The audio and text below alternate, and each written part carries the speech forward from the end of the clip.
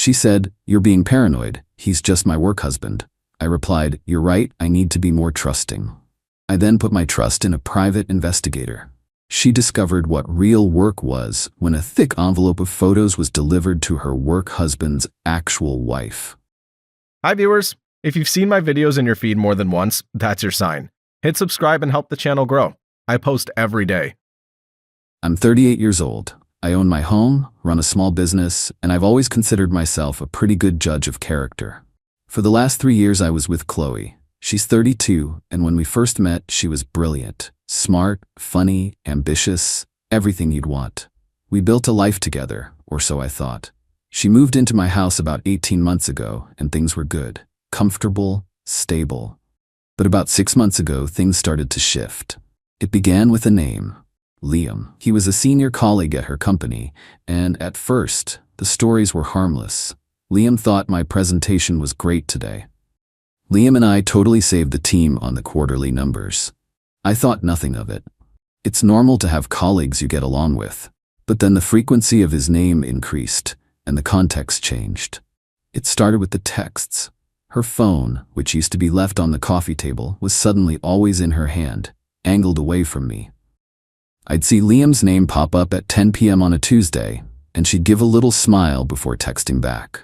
Then came the late nights at the office. They went from once a month to once or twice a week. She'd come home smelling faintly of wine, not office coffee, and be buzzing with energy. "You would not believe the day we had," she'd say. Liam and I had to put out so many fires. The real shift was in her priorities. One Friday, I had tickets to a concert for an artist she loved. I'd bought them months in advance for her birthday. At 5 p.m., she called me. "Babe, I am so sorry, but we have a huge crisis with a major account. Liam and I have to work all night to get a new proposal ready for the morning. We just have to." I could hear traffic in the background, not an office. When I pointed that out, she got defensive. "I'm in an Uber, Mark, heading back to the office from a late meeting. Do you not trust me?" I ate the cost of the tickets. She came home after midnight, full of apologies but not much guilt. The final straw before the first and only confrontation was an inside joke. We were at a friend's barbecue, and she got a text. She laughed out loud, a genuine, hearty laugh. My friend's wife asked what was so funny. Qley just waved her hand and said, "Oh, it's just a work thing, you wouldn't get it." It was the way she said it, like she and this other person existed in a special world that I wasn't a part of. I decided to talk to her that night. I wasn't aggressive. I just laid out the facts. I told her the constant texting, the late nights, and the inside jokes were making me uncomfortable. I said it felt like she was prioritizing her relationship with this colleague over ours. I was calm and direct. She looked at me with an expression that was a perfect blend of pity and annoyance. She sighed, as if explaining a complex topic to a simple child. "Mark, you're being paranoid," she said, her voice dripping with condescension. "He's just my work husband. Every woman has one. It's not serious. It's just someone you're close to at the office. It helps us get through the day." I stared at her. "Work husband?" I repeated the term, tasting how much I hated it. "I'm your partner, the person you're building a life with. You don't need a work husband." She rolled her eyes. "See? This is what I mean. You're insecure about it. It's just a silly name. You need to trust me more." And in that moment, something inside me went cold and quiet. The hurt was there, but it was being rapidly overtaken by a strange, chilling clarity. I realized that arguing was pointless. She had her narrative, and I was the insecure, paranoid boyfriend. Any further attempts to discuss it would just reinforce that role. I would be the bad guy. So, I switched tactics. I took a breath and changed my expression to one of acceptance. I even managed a small, apologetic smile. "You know what? You're right," I said, my voice even. "I'm sorry. I'm letting my head get the better of me. I need to be more trusting." The relief on her face was immediate. She smiled, genuinely this time. "Thank you, babe," she said, coming over to kiss me. "I knew you'd understand. There's nothing to worry about, I promise." I promised her I would relax about it. We went to bed and she fell asleep quickly, content that she had successfully managed my silly emotions. I lay awake for hours, not in anger, but in planning mode. The next morning, while she was in the shower, I was on my computer. I wasn't looking for relationship advice. I was searching for the top-rated private investigation firms in our city. I found one with stellar reviews and a background in handling delicate marital and partner investigations. I sent them a discreet inquiry through their encrypted web portal. By lunchtime, I had a response. I arranged a phone consultation for that afternoon, taking the call in my truck between job sites. I spoke to a woman named Sarah, the owner of the agency. Her voice was professional and no nonsense. I explained the situation simply. I told her about the work husband, the late nights, the suspicious behavior, and my girlfriend's complete dismissal of my concerns. I told her I wasn't interested in speculation. I needed facts. I needed irrefutable proof, one way or the other. I wanted to know if they were just having long dinners or if it was a full-blown affair. "And what do you intend to do with the information?" she asked. It was a standard question to gauge the client's stability. "If they're just friends, I'll apologize to my girlfriend and live with the fact that I was wrong," I said honestly. "But if they're not, I just need the truth to make a clean break. I need evidence that can't be argued with or gaslit away." She seemed satisfied with my answer. We discussed rates, and I paid a hefty retainer with my business credit card, not our shared household account. I gave her all the details: Qley's name, her photo, her work address, her car information. I gave her Liam's full name, which I'd seen on a company email she'd left open once. I told her they often worked late on Tuesdays and Thursdays. The PI, Sarah, told me they would start surveillance the next day. As I hung up the phone, I didn't feel sad or angry. I felt like I had finally taken back control of the situation. Qley had asked for my trust, and I was giving it to a licensed professional who would find the truth. Update 1. It's been 2 weeks since I hired the private investigator. The time has been educational. The moment Qley believed I had accepted the work husband story, it was like a permission slip had been signed. Her behavior became more blatant. The late nights became more frequent. The texting was constant, and she didn't even bother to hide the little smiles anymore.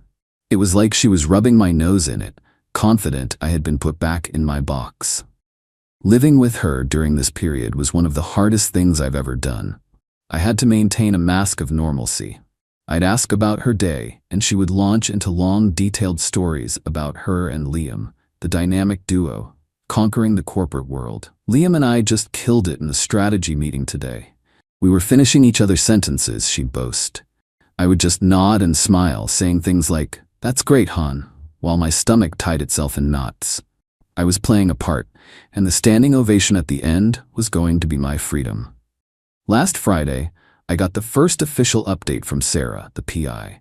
She sent a password-protected email with a preliminary report and a few photos. My heart was pounding as I opened it in my home office. The door locked. The report was professional and detached, just a log of times, dates, and locations. On Tuesday, Qley and Liam had left their office building at 5:30 p.m. But they didn't go their separate ways. They got into his car and drove to a high-end downtown bistro, not a place you go for a quick work meeting. The PI had a team member inside.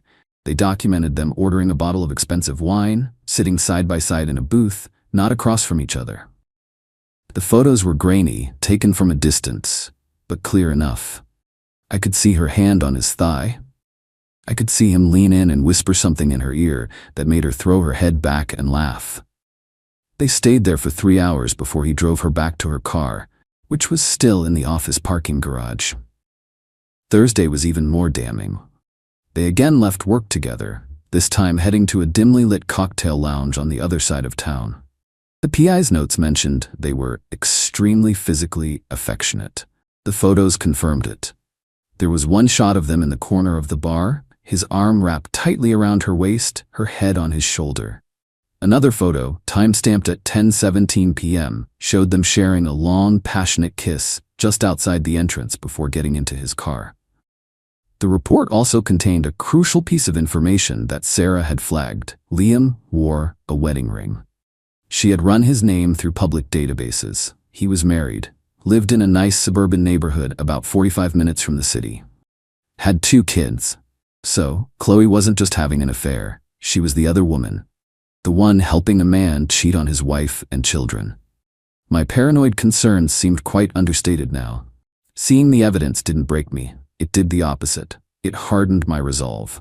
The quiet, cold part of me took over completely. There was no more doubt, no more wondering if I was the crazy one. I was looking at the truth in black and white. I called Sarah. My voice was steady. "This is good," I told her. "This is a great start, but it's not enough." "What more do you need, Mark?" she asked.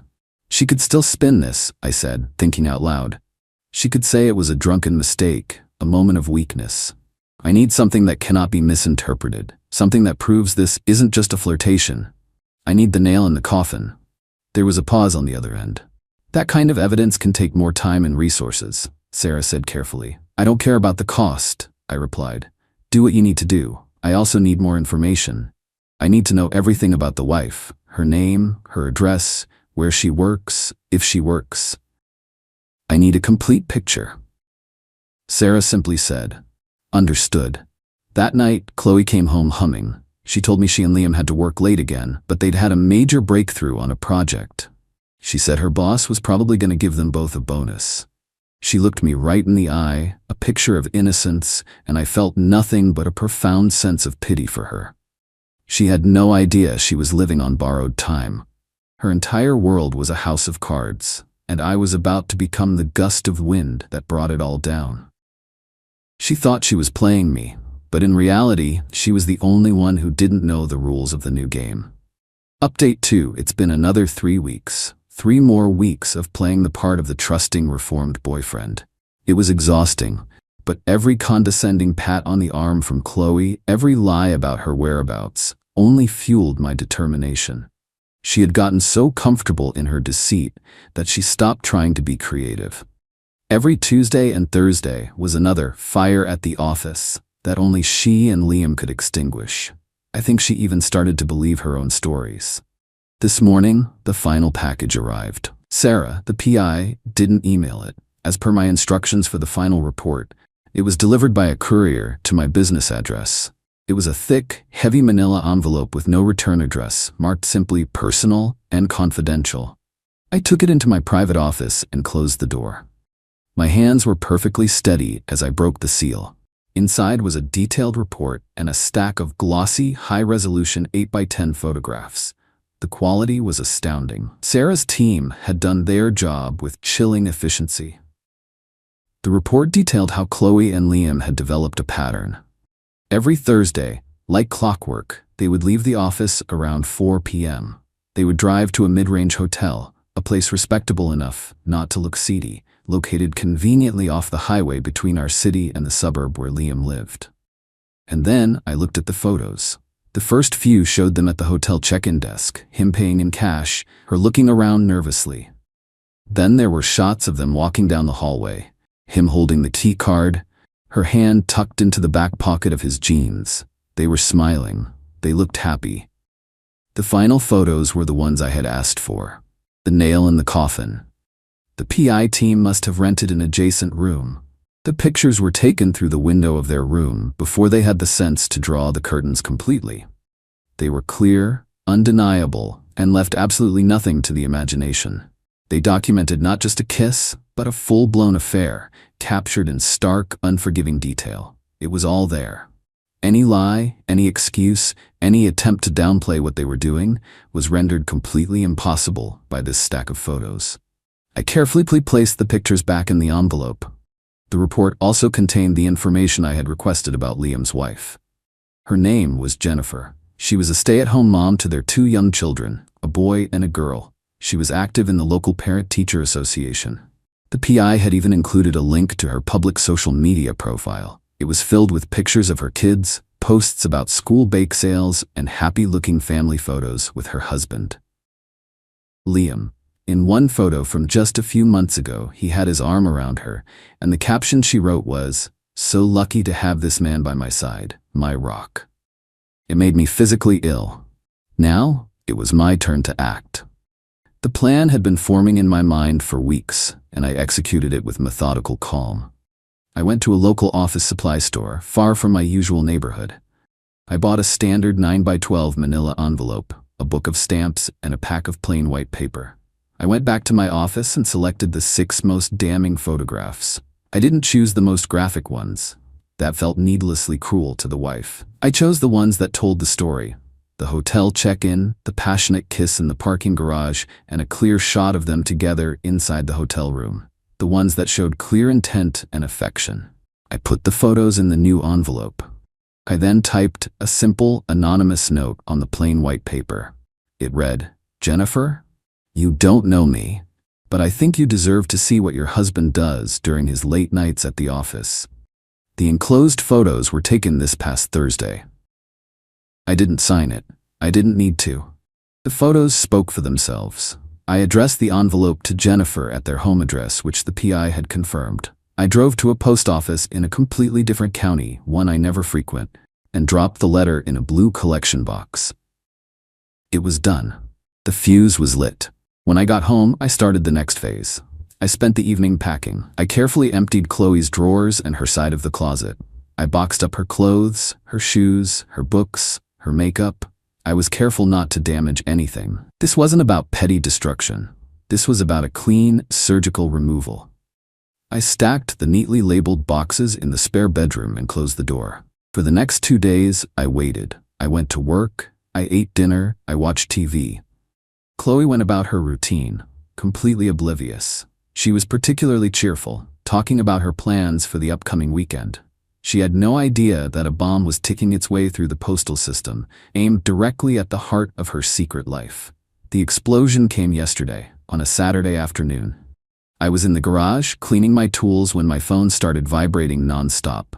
It was Qley. I ignored the first call, then a second, a third, a fourth. Then the text started. A stream of pure panic. "Call me now. We need to talk. What did you do? Answer me. Mark, what did you do?" That last text told me everything I needed to know. The package had been delivered. The game was over. I didn't reply. I just sat there in the quiet of my garage, holding my phone, and for the first time in months, I felt a sense of profound, liberating peace. The truth was finally out. Not just for me, but for everyone. Final update. It has been 4 months since I sent that envelope. The days immediately following what I now call the detonation were chaotic, but I handled it all from a distance, exactly as I'd planned. Qley's frantic texts and calls continued for hours that Saturday. When she finally got home late that night, she found me sitting in the living room, calmly reading a book. The woman who walked through the door was someone I had never seen before. Her face was pale, blotchy from crying, her eyes wide with a mixture of terror and rage. "What did you do?" she shrieked, her voice cracking. I bookmarked my page and set the book down. "I'm not sure what you mean, Qley," I said, my voice level. "Don't play dumb with me, Mark. Jennifer knows. She knows everything. Liam just called me. His life is over. She got pictures. How did she get pictures?" I let the silence hang in the air for a moment before I answered. "I suppose someone must have sent them to her." Her eyes narrowed, and a dark realization dawned on her face. You did this. You had us followed." "I told you I needed to be more trusting," I said, standing up. "So I put my trust in a professional to find out what was really going on. Turns out my paranoia was justified after all. He wasn't just a work husband, was he?" She just stared at me, speechless.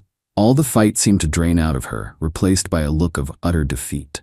"You've ruined my life," she whispered. "No, Qley," I said, my voice cold and hard as steel.